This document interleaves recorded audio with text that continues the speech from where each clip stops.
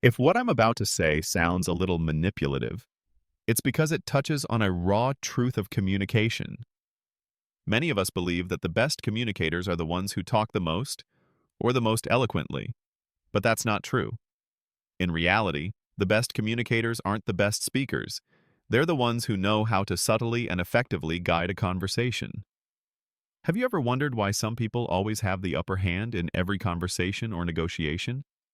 Why are they always listened to, and why can they change someone's mind without an argument? They don't have any superpowers. They are simply people with a deep understanding of human psychology who know how to leverage its invisible laws.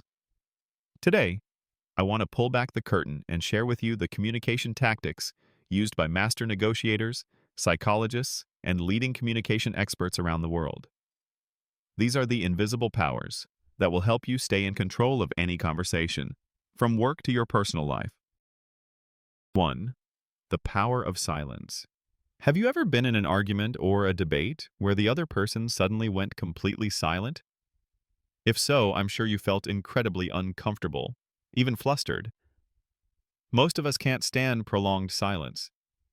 When no one is talking, the atmosphere becomes heavy and tense, creating an invisible pressure. Our instincts push us to break that silence. And when we do, we tend to say more than we need to, revealing more information, or even conceding without realizing it. Steve Jobs, one of the greatest negotiators of all time, was a master of this tactic. In negotiations, he would make a proposal and then fall completely silent. The other side, because they were so uncomfortable with the silence, would often concede more than they originally intended, and Steve Jobs got exactly what he wanted. So, how can you effectively use the power of silence? When someone is trying to force you to answer, don't react immediately. Wait. Take a deep breath, maintain eye contact, and listen. If they reject your proposal, don't rush to offer a new argument. Be silent. The other person will feel the pressure and might reconsider on their own. In negotiations, silence is a weapon. Learn to use it. Don't speak when it's not necessary. Let silence speak for you. It will make you seem mysterious, powerful, and in control of the conversation. 2. Praise at the right time, in the right way, and to the right person. A sincere compliment can soften the heart of even the toughest person. That's because we all have a deep-seated desire to feel special and to be recognized. When someone hurts your ego, you immediately become defensive.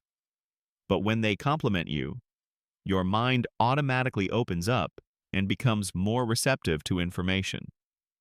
This is why the best negotiators always start with praise before making a request. They understand that a well-timed compliment is the key to unlocking a conversation. But the praise must be sincere and specific. If your compliment sounds empty, they will easily detect your insincerity. So, how do you give an effective compliment? Compliment the other person on what they are most proud of. For example, if they are an athlete, say, "I've always admired people with your discipline and perseverance." If they are a business person, say, "I'm genuinely impressed with how you handled that problem." A sincere compliment not only helps you build a better relationship, but also allows you to subtly guide the conversation in the direction you want. As a philosopher once said, "Flattery is like chewing gum. Enjoy it, but don't swallow it." A compliment should only be a means to an end, not the end itself. 3. Agree first, then gently pivot. It is human nature to hate being proven wrong. When someone tells you you're wrong, your defensive instincts immediately flare up. The writer Dale Carnegie once said, "A man convinced against his will is of the same opinion still."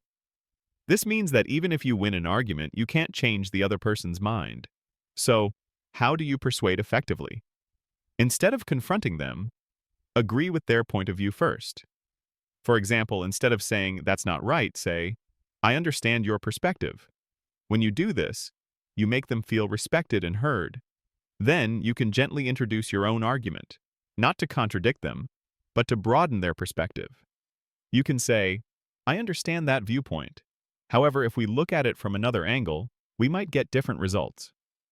This is an incredibly powerful persuasion tactic because it makes the other person feel like they came to the conclusion themselves, rather than being forced to change their mind. When they feel like they made the decision, they will be less resistant. 4. Mirroring body language. We tend to trust and like people who are similar to us. This is an incredibly powerful psychological principle. When you subtly mimic someone's gestures, posture, and even their speaking pace, they will feel a closer connection and be more comfortable with you without even realizing it. So, how do you use this tactic? Mirror them naturally without being awkward. Mimic their sitting posture, how they place their hands on the table, or even how they nod. Adjust your speaking speed and tone to match theirs. This will make them feel like you are on the same frequency as them. From there, they will trust you more. This technique is used extensively in job interviews and business meetings. 5.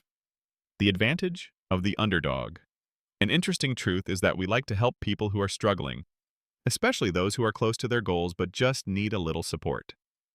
This makes us feel valuable and like we can make a difference. So, how do you apply this? When you need help, show a little bit of your struggle, but don't overdo it. Suggest that they could help you achieve something and that it would be beneficial for both of you. People like to help the underdog as long as it doesn't feel like a burden. By showing them that you are putting in the effort but need a final push, you will activate their instinct to help. 6. Leveraging the fear of missing out. FOMO. We hate the feeling of missing out on a good opportunity.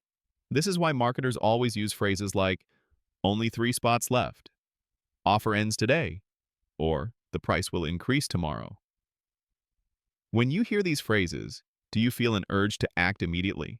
So, how do you apply this tactic in communication? Create a sense of scarcity to generate urgency. Make them feel that they will lose a great opportunity if they don't act immediately. For example, in a negotiation, you could say, this is the best offer I can make. If we don't close it now, I'm not sure it will still be on the table later. 7. The confession tactic. Have you ever felt more trust for someone when they admitted to a small fault of their own? When you admit a small weakness or mistake, you create an impression of authenticity and approachability. This makes others feel more comfortable, and they will be more likely to open up to you. So, how do you apply this? Admit to a small mistake to build credibility. For example, you could say, I know this isn't my strongest area, but I'm really keen to learn from you. When you are honest and open, others will also be much more open. They will feel that you are a trustworthy person. These tactics are not meant to manipulate others in a negative way. Their purpose is to help you communicate more effectively and to subtly guide conversations to achieve your goals. Communication is an art, and like any other art form, it requires practice and understanding. By applying these tactics, you will not only become a better communicator, but also someone who has a deeper understanding of human psychology. Have you tried applying any of these tactics before? Please share your experiences in the comments below. Thank you very much.